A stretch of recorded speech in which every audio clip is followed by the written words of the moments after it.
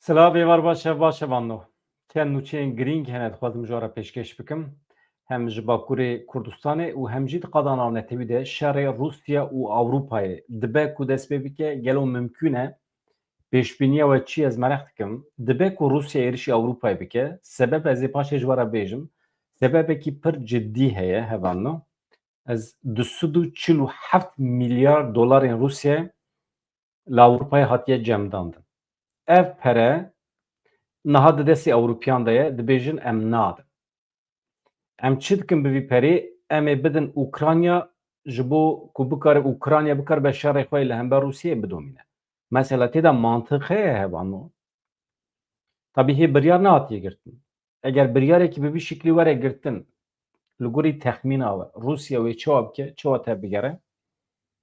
Gefekî ciddî a Rûsya heye ya Putin niha ez ê paşê ji we re pêşkêş bikim. Wekî din jî ji Bakurê Kurdistanê nûçeyekî eybiretê heye tam skandal. Li bendê bin.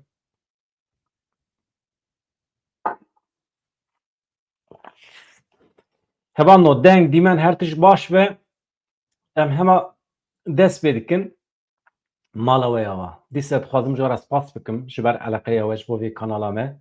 Di rojên pêşme de em hêvî dikin ku ev kanala me pêş bikeve. Eger hûn bibin abone, bibin endam pir kêfxweş dibim. Hûn ê bibin wesîle ji bo pêşketinê ji bo xizmeta milletê me. Jineke doktor hûn zanin doktorî yek ji pîşeyên herî pîroz e di dîroka mirovahiyê de. Jineke ku dîploma xwe girtiye bûye doktor, heqaret li Kurdan dike, dibêje bila mafê Kurdan werin sînordar kirin. Bila kes îş û kar nede wan, bila ji birçiya bimirin dibêje. Navê jinekê çi ye? Tulayê dîken Allah verdî. Xwedê beladayî. Yani acîbin, evanno acîbin. Ev cîranên me di ser de jî ev canik li Kurdistanê dixebite. Yani Kurd diçin xestexane wê û ev canik jî Kurdan tedavî dike. Bifikirin. Nexweşxaneya Lêkolînê ya Zanîngeha Kafkasya ya Qersê dixebite. Heqaret li Kurdan dike. Dixwaze mafê Kurdan werin sînordar kirin. Di saziyên dewletê de, ê cemeweriyê de neyne xebitandin. Ji bajarên Tirkî jî bêne derxistin. Yani bajarên cuda ê Tirkiye, Rojavayê Tirkiye, İzmir, Stenbol, ji wan deran jî bêne avêtin. Di ser de jî hevano ne tenê doktor e, profesör e jî. Ev cîranên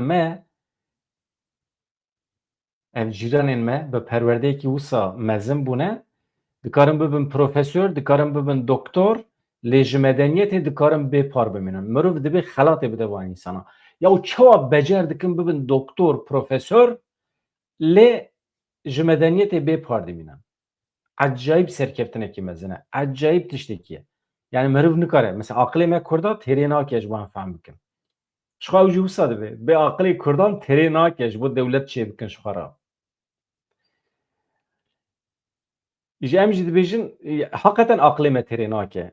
Ne ji bo çêkirina dewletê. Aqilê me têrê nake ji bo em van însana fehm bikin çawa dikarin hem bibin profesör, hem bibin doktor û hem jî wisa hov bimînin. Em nikarin tê bigihêjin. Ev Tülay xanim cîrana me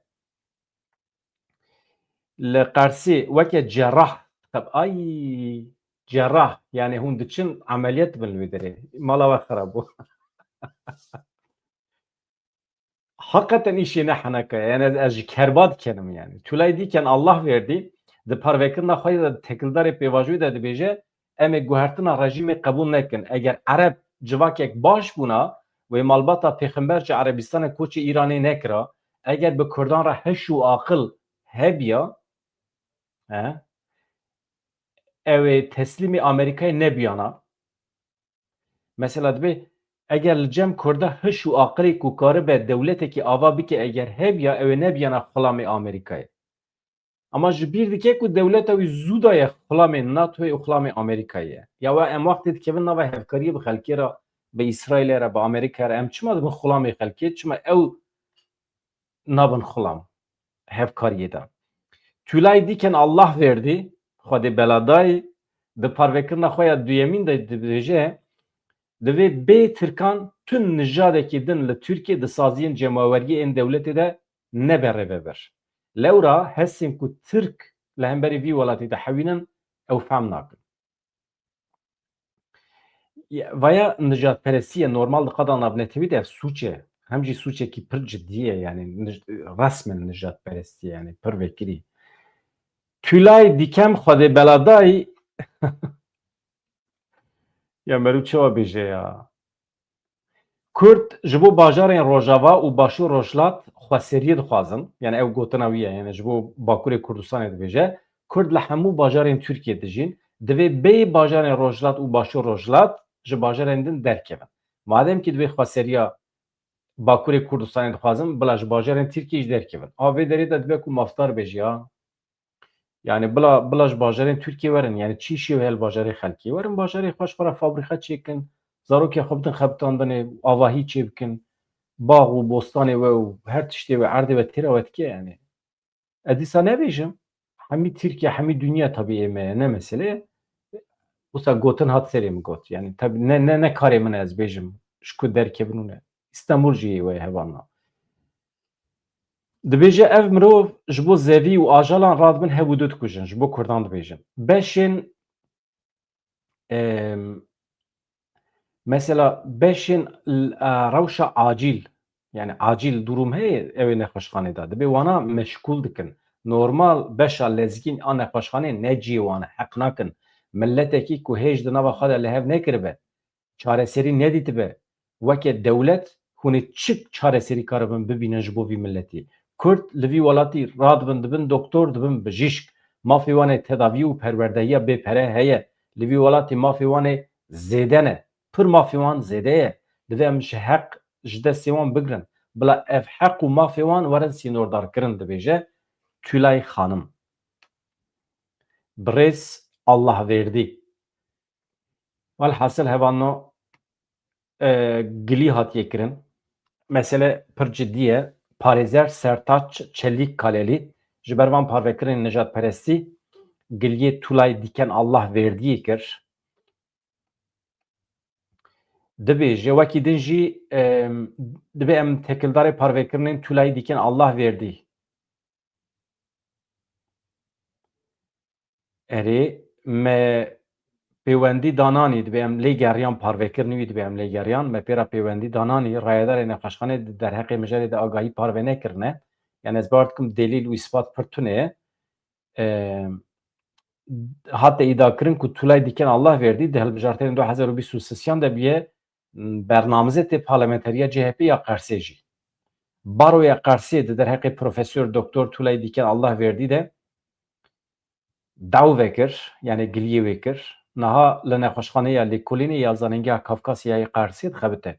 Hevalên li Qersê haya we heye ji vê canikê heqetin.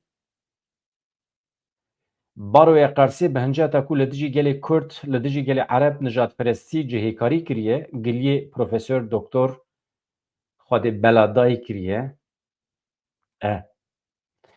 Hevano em werin ser mesela rapora CHP. Ew temam. Yani jineke nijadperest e, doktor, profesöre lê hey jî dikare nijadperestiyê bike. Em dayînin aliyek. Em derbasê meseleyê ciddîtir bibin. Ji ber ku mîna Tülay ne tenê sûcdar e, ne tenê Tülay sûcdar e. Pir sûcdar hene. Mamosteyê wê ê mektebê û malbata wê û pergala perwerdeyî a dewleta Tirkiyeyê herkes.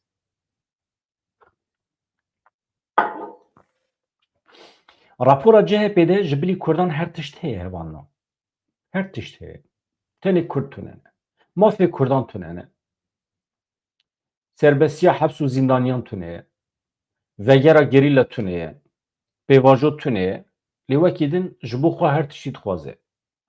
Ecêb tiştekî ye. Rapora CHP hevanda.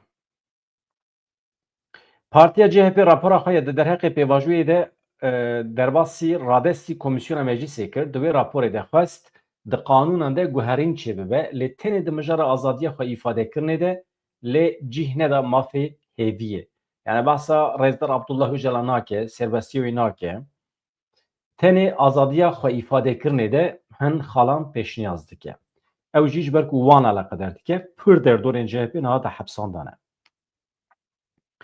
CHP rapora xwe ya ji pêncî û sê rû pelan pêşkêşî Komîsyona Meclîsê kir. Serokvekîlê Koma CHP Murat Emîr rapor radestê Seroketiya Meclîsê kir. Di vê rapora CHP'de mafê hêviyê, rewşa endamên tevgera azadiyê ê gerîla cih nagirin. Murat Demîr piştre axivî got ew şêweyê avakirina komîsyonê rast nabînin. Tevî vê jî di Komîsyona Hevgirtina Netewî Xweşkûberatiya Demokrasiyê de cih girtine. Emîr got divê komîsyon bawekî qanûnî bihata avakirin, divê derê de mafdar e, ji ber ku aniha komîsyonekê heye qaçax e. Komîsyon bi xwe qaçax e. Qanûn manûn wezîfe nedaye vê komîsyonê.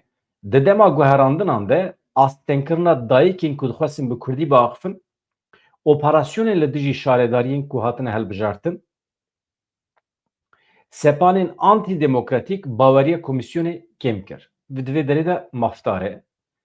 Baş e, divê derê de jî mafdar e. Yani ew dayîkê ku hatin Kurdî biaxivin, komîsyona kepaze pêşî lêgirt, Numan Kurtulmuş, operasyonên li dijî şaredarên ku hatine helbijartin û ev muameleyên antîdemokratîk hemî divê baweriya bi komîsyonê kêmtir kir. Rast dibêje divê derê de. Di raporê de CHP cih dide van mijaran. Yek, ji bo biryara Dadgeha Mafê Mirovan ya Avrupayê, ji bo Dadgeha Destûra Bingehîn qanûnên wan pêk werin di pratikê de divê astengiyên îdarî û siyasî bêne rakirin. Ji bo avakirina aştiyekê civakî, divê astengiyên ji bo bikaranîna mafên Destûra Bingehîn bi dawî bibe. Yani her insan bikaribe mafê xwe ê anayasal haq dibêjin. Mafê xwe ê di Destûra Bingehîn de bikaribin bikarbînin. Sê, divê xalên ku pêşî li azadiya fikr û ramanê digirin ji qanûna terorê û cezayê bên derxistin. Divê qanûna ku gel sewqê kîn û dijminahiyê dike ji nû ve bê sererast kirin. Qanûna dijminahiyê, kîn, nefret, qanûna dış terorê û fikrên siyasî heqeten tevlî hev bûye li Tirkiye. Tu radibî tiştekî dibî pirtûkek dinivîsînî yan jî Facebookê de tiştekî parve dikî di medya civakî de tu dikevî çarçoveya evê cezayê terorê. Divê mirov ji hev cuda bike. Yani azadiya ramanê cuda be, qanûna terorê cuda be. Mesela Daişiyekî tê êriş dike xwe teqîne, cezayê te û cezayê wî dibe weke hev. Eger fikrê tê tu ji ber fikrê xwe hatibî mehkeme kirin. Ya din qanûnên ku millet gel sewqê kîn û dijminahiyê dike ji nû ve bêne sererast kirin, rast e. Qanûnê ku sansûrê û astengiyan ji ragihandinê re derdixînin ji nû ve bêne sererast kirin. Ragihandin yani karê ku em dikin. Medya, çapemenî, radyo, medya civakî yani hemî astengiyên li pêşiya me jê re dibêjin sansûr ji nû ve bêne sererast kirin. Rast dibêje. Astengiyên hukukî yên ku di pêşiya çapemendiyê de ne divê bêne rakirin. Dîsa aynî meseleye rast e. Hemû astengiyên ku li pêşiya azadiya rêxistinkirinê ne divê bêne rakirin. Merov xwe bi rêxistin bike. Ev mafê tê destûrî ye. Wana tiştên baş in. Rast dibêje. Hemî baş in. Di rapora Dem Partî de hene muheqeq hene. Me dixwest ku MHP û AKP jî raporên bi vî şeklî binivîsînin. Lê hinek mafê Kurda jî hebiya tamam bû. Ji ber ku her tiştê de heye. Yên ku bi kehake yani kanûn hükmünde kararname biryarnameyên di hukmê qanûnê de. Ew jî gotina Tayyip Erdoganê yani yek gotinekî dibêje di hukmê qanûnekî de ye. Em jê re dibêjin kehake. Ê ku ew bi vê biryarê hatine dûrxistin ji karê xwe mağdur mane divê rewşa wan carekî din were nirxandin di ber çawara were derbas kirin. Pêşniyazên demokratîk ji bo çareseriya doza Kurd bi dawîbûna qeyûman xurtkirina rêvebiriyên heremî divê li ber çavan bêne girtin. Tamam. Makul e yani pêşniyazên demokratîk ji bo çareseriya doza Kurd dibê weke sûç neêdîtin. Li ber çavan were girtin. Divê pêşî li biryarên keyfî yên li jineya îdare û çavdêriya girtîgehan bê girtin. Ev jî hevano li zindanan li jineya îdare û çavdêriyê ya girtîgehan heye. Yani rêveberiya zindanê bi tena serê xwe dikare biryar bide falan kes bla awqaz zêdetir de hebsê de bimîne yan jî suçê dîsîplînê kiriye yan jî wisa kiriye.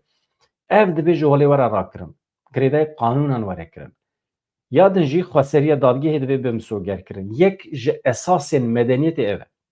Xweseriya dadgehê mehkeme bi serê xwe bin. Ne dibin hukmê siyasetê de bin. Dadgerî, mehkeme, qanûn yani ew hakim wextê biryar dide dibe tu zexta siyasetê li ser wan tunebe. Li dünya alemê işaretê medeniyetê ev e. İşaretê demokrasiyê ev e. Li Tirkiye ev tune. Tayyip Erdogan dixwaze Selahaddin Demirtaş di hepsê da be mehkeme li gorî wî tevdîgere. Suç hebe tune be. Te tiştek nivîsiye medya ji vekî de. Tu çi pêşî tu tê girtin paşê eger dinêrin tu AKP'yî bî tu MHP'yî bî ne mesele ye yani bandora siyasetê li ser biryarên dadgehê heye CHP dixwaze ev jî bidawî bibe. Divê tekoşîneke xurt li dijî tundiya li ser jin û zarokan bêmeşandin erê yani li dijî şîddetê em mücadele bikin. Ji bo cemxaneyan ev jî Elewiyan eleqedar dike statûya îbadetê divê bêqebûl kirin. Rast e. Rast dibêje. Hevanno ez derbasî mijarekî din dibim tenê eva gotina îbadet ê min kêmasiyekî min hebû. Hûn zanin bi salan min dublaj kir. Ne min belge fîlm xwendin, min nûçe xwendin, min pir tişt xwendin.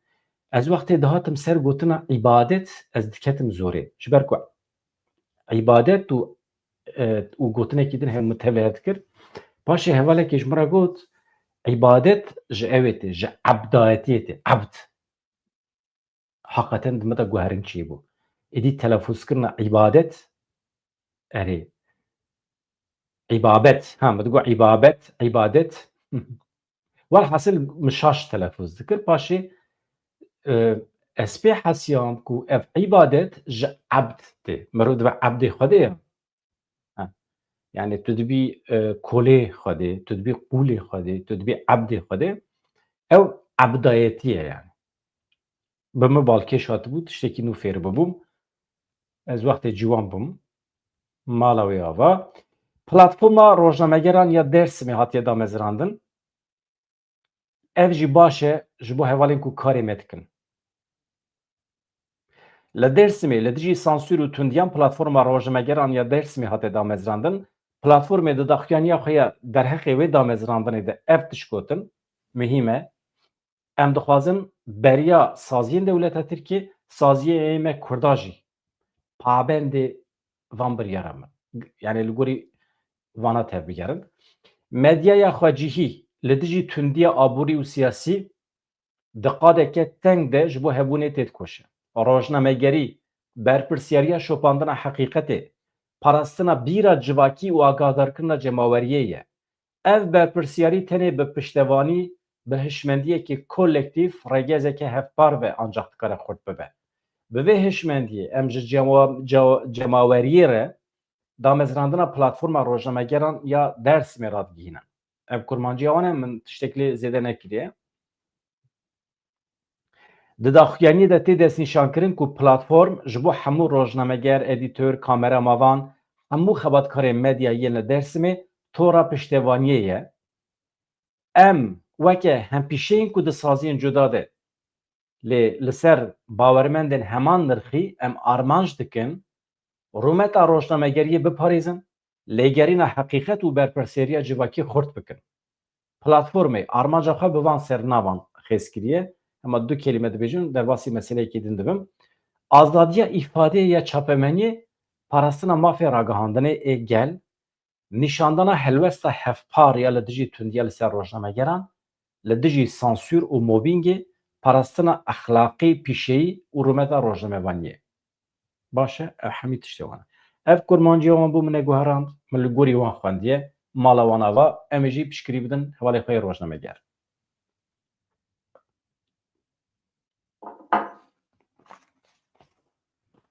Bi vî şiklî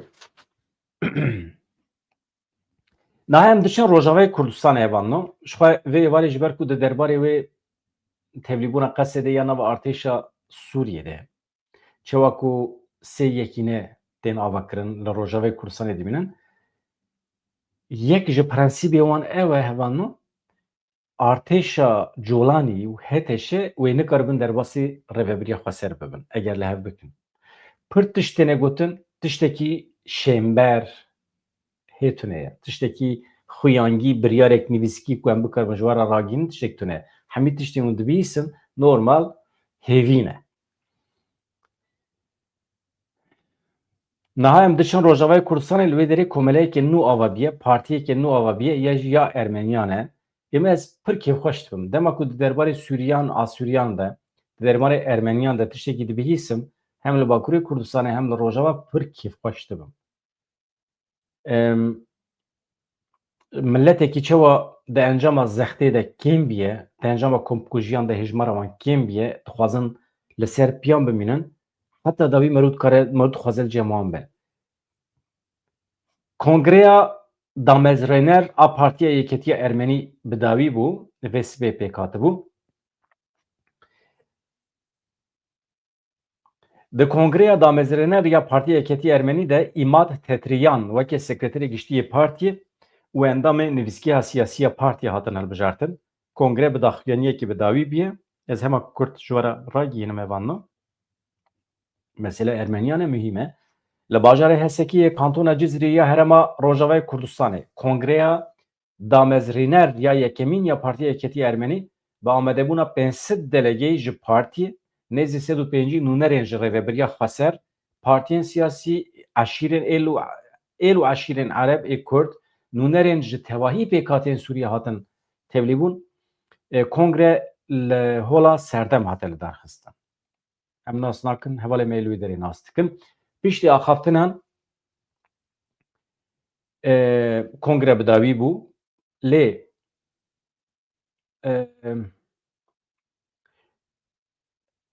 Nubar Melkonyan, keşişê dêra Katolîkên Ermenî daxuyanî xwendiye, ka em binêrin têda çi heye? Îmad Tetriyan wekî sekreterê partiyê, Kohor Kojadriyan, Feyaz El-Hesên, Can Mardo, Silda Simon wekî endamên nivîskiya siyasî ya partiyê hatin hilbijartin, halên di Kongrê de hatine destnîşankirin jî wiha ne, redkirina têgeha kemenetewan. Pir mühîm e. Yani em ne azınlığın, em ne kemenetewin. Ermen beşek resen ya civaka Sûriyeyê ne kemenetewe. Erê, aslî unsur dibêjin ya ew. Pêwîstiya beşdarbûna Ermen di Kongreya Niştimanî ya Sûriyê de. Tamam. Divê nivîsandina destûrekê nû ji bo Sûriyê bendên zelal ên ku nasnameya Ermenî û zimanê Ermenî garantî dikin di nava xwe de bihewîne. Wekî Kurdan, destûra bingehîniya Sûriyê de Meclisa Sûriyê divê Ermen hebin. Parastina tevahî pêkhatiyan berpirseriya niştimanî ya hevpar e. Bê serî li Partiya Yeketiya Ermenî were dayîn, nabe tu navend yan jî meclîsekê bi navê Ermeniyan were vekirin. Temsîlkirina Ermenan di nava tevahî saziyên li Bakur Rojdatê Sûriyê de, Rojavayê Kurdistanê de bi taybet li Sûriyê bi giştî de. Ya heta ku hûn serî li vê partiyê ne de hûn nikarin komele ava bikin. Vaya hinekî balkêş e. Yani Ermeniyê ku ne endamê ne girêdayî vê partiyê bin ew ê çawa bikin mesela. Niha şandeyeke cûhiyan li Sûriyeyê ew jî dişibe mesela Ermeniyan ji ber ku niha li Sûriyê pir cûhû nemane, cûhiyên ku mecbûr mane koçberî Ewropayê, koçberî Amerîkayê bibin, niha vedigerin. Li wê derê li pê rêça bav û kalê xwe ne. Şandeyeke taybet ya cûhiyan bi serkêşiya nûnerê taybet ya rêxistina şûnwarên cûhiyan Kardo te navê wî li Sûriyê dest bi hewldanên parastin û nûjenkirina ciyên dîrokî û olî yên cûhiyan kiriye. Ku derê sînagog hene, ku derê ew ciyê îbadetê hene, diçin ji nû ve temîr dikin. Sullivan Kardot ê ku welatiyekî Amerîkî ye ji Washingtonê rabiye çûye Sûriyê. Li şûnwarên bav û kalê xwe digere.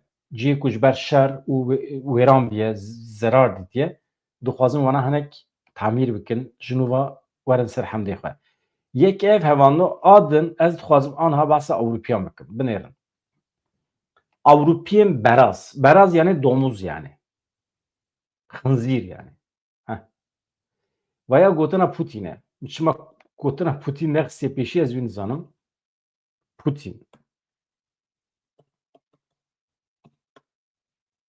Putin tiştekî wisa gotiye.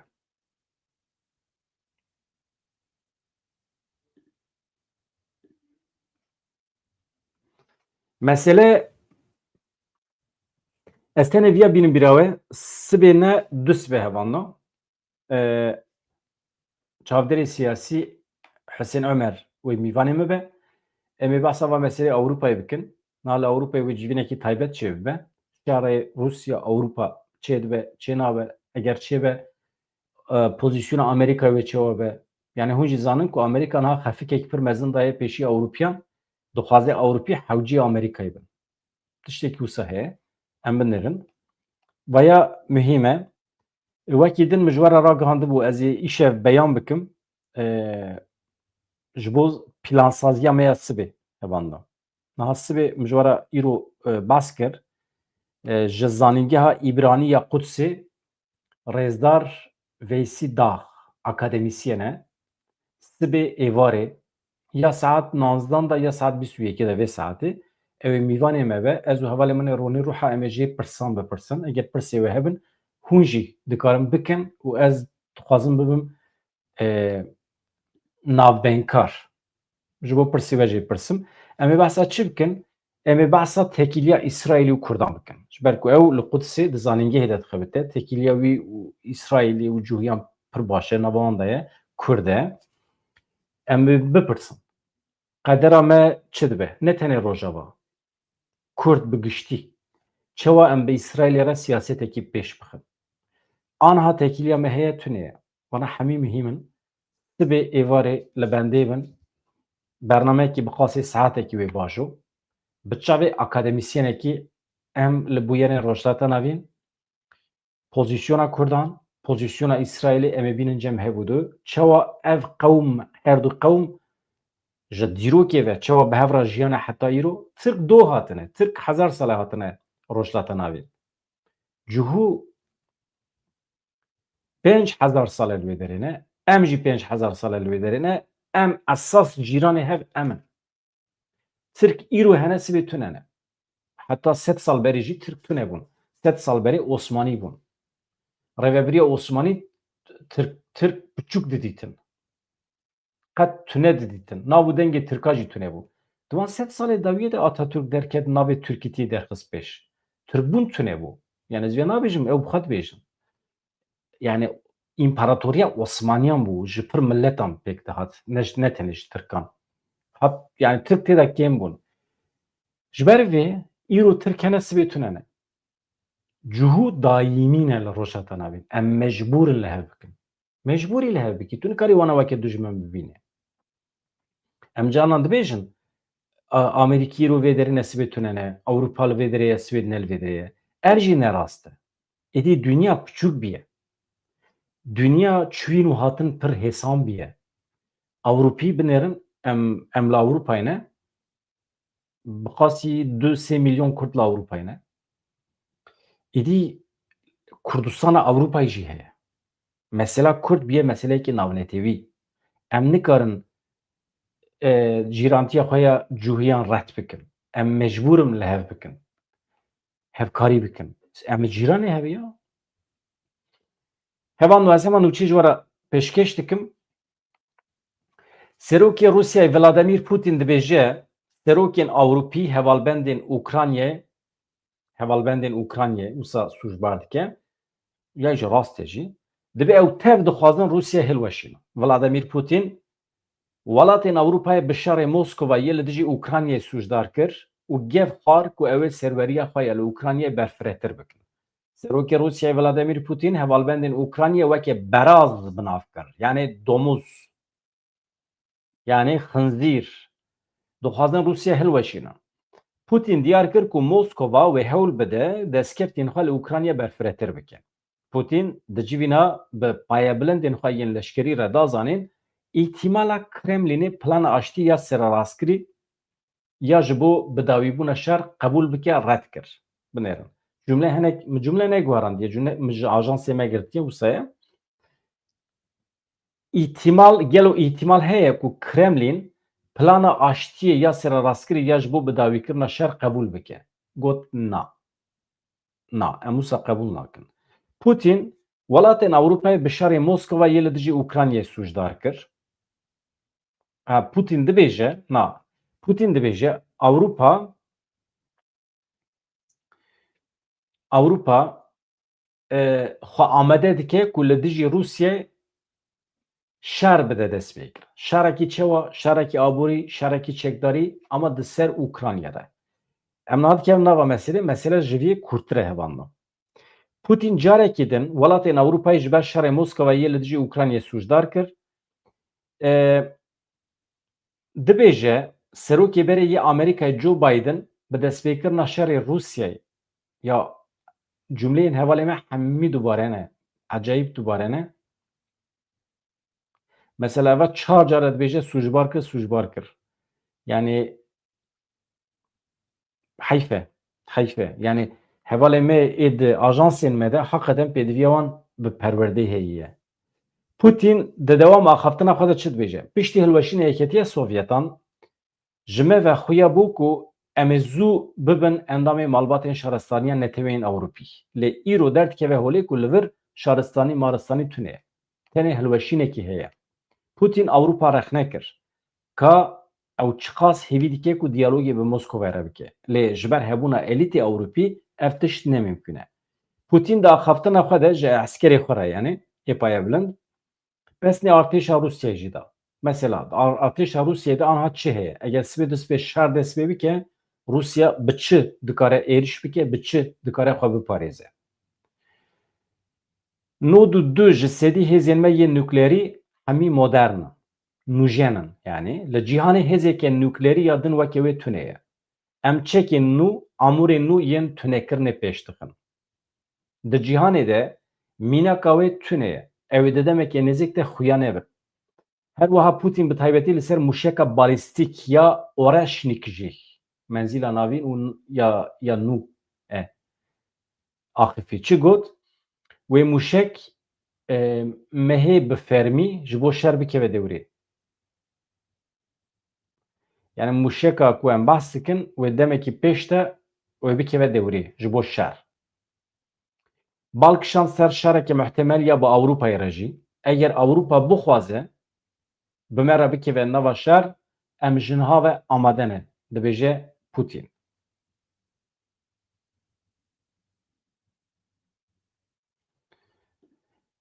Niha em behsa perê Ewropayê bikin, perê Rûsyayê li Ewropayê vano.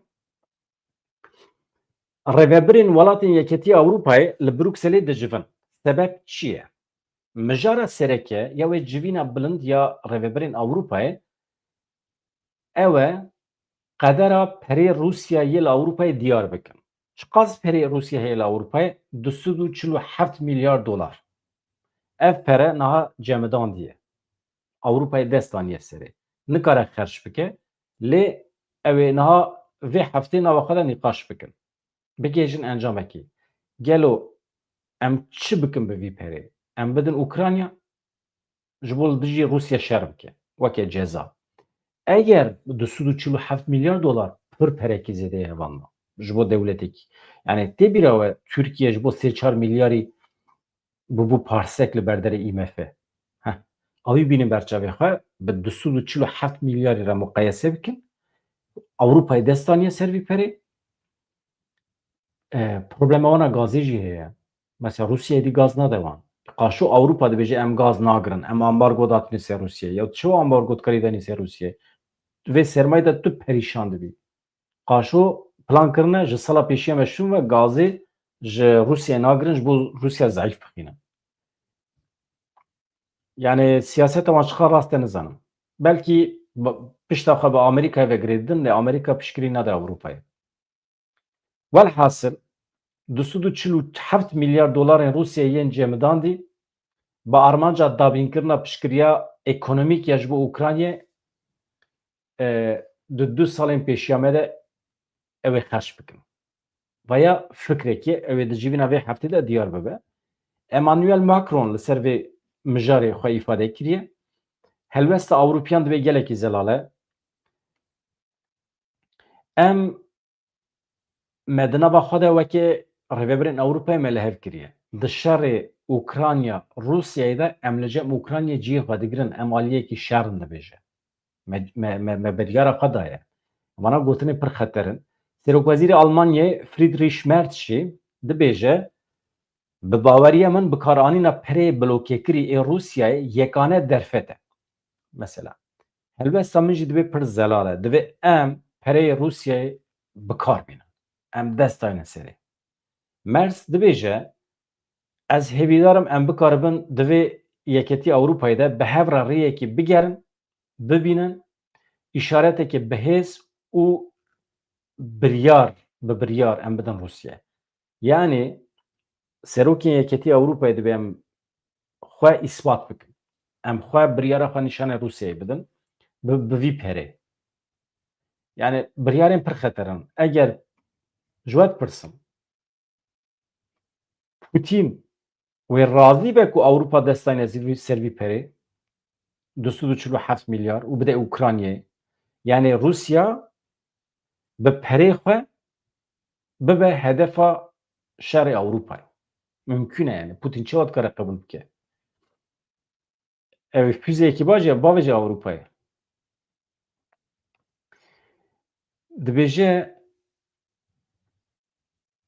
yani dibêje yeketiya Ewropayê dibe em bikarbin bi hevra rêyekî bigerin rêyekî bibînin ji ber bikarbin îşaretekî bihêz û bi biryar bidin Rusyayê berpirsa siyaseta karê derve yeketiya Ewropayê Kaja Kallas jî dibêje divê yeketiya Ewropayê yekrêzî û berxwedana xwe ya li hember stratejiya Rusyayê biparêze ku li bendê Ewropa biweste xwe berde Kallasê teqez kir ku Rusya hewl dide wêneyekî wisa çêbike ku qaşo quweta wê şiyana wê ya berxwedanê di rewşa niha de ji ya yeketiya Ewropayê zêdetir e û dibe Rusya li bendê ye ku di şerê li hember Ukraynayê de em wekî Ewropa êdî em biwestin em ji hal bikevin em teslîm bibin Rusya dibê hal pêvî ye ji ber vê zeman dirêj dike bê şer dixwaze me teslîm bigire dibe em agahdarin haya me jî heye ku aboriya Rusyayê ne baş e em baweyekî zelal behsê li ser têkçûna me dikin dibêje erê yani em zanin aboriya Rusyayê pir pîs e xirab e lê ew jî bawekî zelal behsa me dikin behsa têkçûna me dikin ji wan wetirî aboriya me jî xirab e lewma jî dibe em destaynin ser pere û perê Rusya em nedin wan ew jî dibe qenaetê de ye wekî din Seroka Komîsyona Ewropayê Ursula von der Leyen bi zelalî behs kir dibêje li gorî texmînan Ukrayna ji bo tijîkirina valahiya ekonomîk ya 2 salên pêşiya me yani ji Ukraynayê re ji qas pere lazim e 337 milyar euro pere lazim e ji Ukraynayê re di nava 2 salên pêşiya me de ji bo bikaribe li ser piya bisekine Ewropa 337 milyar euro çawa peyda bike ev ê destayne ser perê Rusya û ji van pereyan bigire bide Ukrayna erê Putin jî qebûl dike dibe em amade ne 9 milyar euroyan bibînin erê 9 milyar euroyan dabîn bikin ku dike ji sê parên wê perê pêwîst velhasıl a mihîm 337 milyar euro lazim e ji Ukraynayê re ew jî dixwazin ji wî perê Rusyayê bigirin her biryara di vê çarçovê de pêwîstî bi erêkirina hemû welatên endam hene çi qas welatên endamê yeketiya Ewropayê heye hevano hemî divê biryara erê bidin ancak wê demê dikarin destanî ser perê Rusyayê eger nebe nabe ya tiştekî wisa heye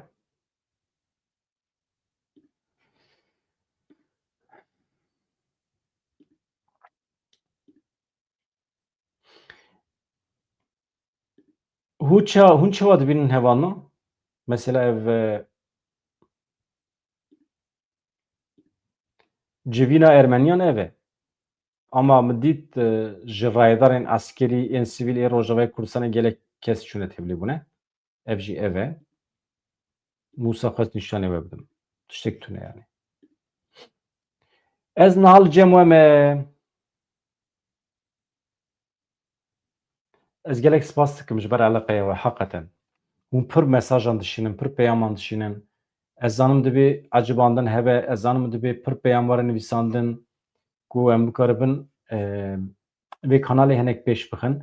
Ka hevalên ku nebûne abone eşkere me xwe re bibin abone, ên ku dixwazin bibin endam jî hûn çawa dikarin bibin endam?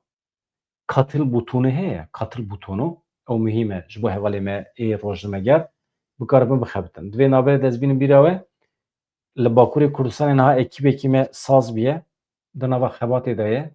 Di demên pêşî de em ê berhemê wan bibînin. Li Rojava jî tiştekî wisa me saz kiriye. Li Ewropayê jî niha em di nava hewldanan de ne bikaribin ekîbekî çê bikin. Ew jî temamî ji bo xizmeta we ye. Yani röportajê nava Kolan bi karsazan re röportaj, bi siyasetmedaran re, bi şaredarên hilbijartî re, hevalên ku dixwazin tevlî siyasetê bibin, bi wan re, li nava kolanan, dayî û bavan re, her kesî re kî bixwaze xwe îfade bike, mîkrofona me wê li ber mala wî be, li ber devê wê be, feq nake. Îja em di nava xebatekî wisa de ne, wextî ku em mezin dibin, kanal mezin dibe hevalna, elbet pêdiviya aborî çêdibe, pêdiviya ekonomîk çêdibe. Yani ez ji bütçeya xwe ya şexsî nikarim bidim van hevala. Nikarim yani. Ji quweta min dere. Ya çi dibe? Pêdivî bi we heye. Yani bifikirin ku weke rojnameyekî ye. Yani hûn serê sibê çend rojnameyekê digirin bi 2 euro. Yani hinek wisa bifikirin. Yani rojê hûn euroyekî bidin rojnameyekî dikirin, hûn dikarin ji xizmeta van hevalê me fayde bibînin. Ew ê jî pê îdare xwe bikin. Yani bütçeyekî ciddî lazim e. Eger em nikaribin vê bütçeyê bixin xizmeta van hevalê xwe, em nikarin xizmetê li gor dilê xwe, li gor dilê we bidin we. Heyf e. Îja hevalên ku bixwazin bibin endam yani katıl butonu li evê hûn dikarin bibînin. Ez vê ji we re bêjim.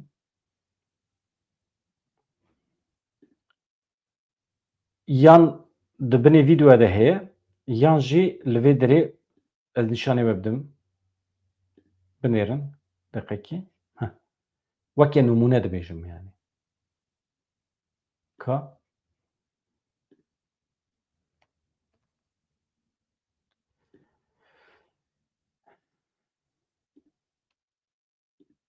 tamam. Mesela fotoğrafê me heye vê derê. Ev. Heh. Li kelekê linkekê hûn pê linkê dikin, link vedibe. Kî welatparêz be, kî şoreşger be, kî berxwedan bixwaze, serxwebûn bixwaze, ev jî tam piştgirî ye. Tam piştgirî ji bo hevalê me karsaz e. Evê ku pir perê wan hene, nizanin perê xwe çi bikin. Ê ku pir xeş dikin, xwedê perê we zêde dike. Ev tam piştgirî ji bo wan e. Yani bixwastî 500 euro me hê dikarin destek bidin. Yêdin jî normal welatparêzin, şoreşgerin, berxwedêrin, bi şiklekî wisa. Baş e? Yani ev rêbaza me ye. Hevalê me rojnameger ê hewcedarin, ê dixwazin bixebitin îmkanên divê bikaribin fayde bibînin. Mala we ava ez xatir ji we dixwazim bi hêviya rojên xweş azad dem baş hevalna. Ji bîr nekin sibê, ji kerema xwe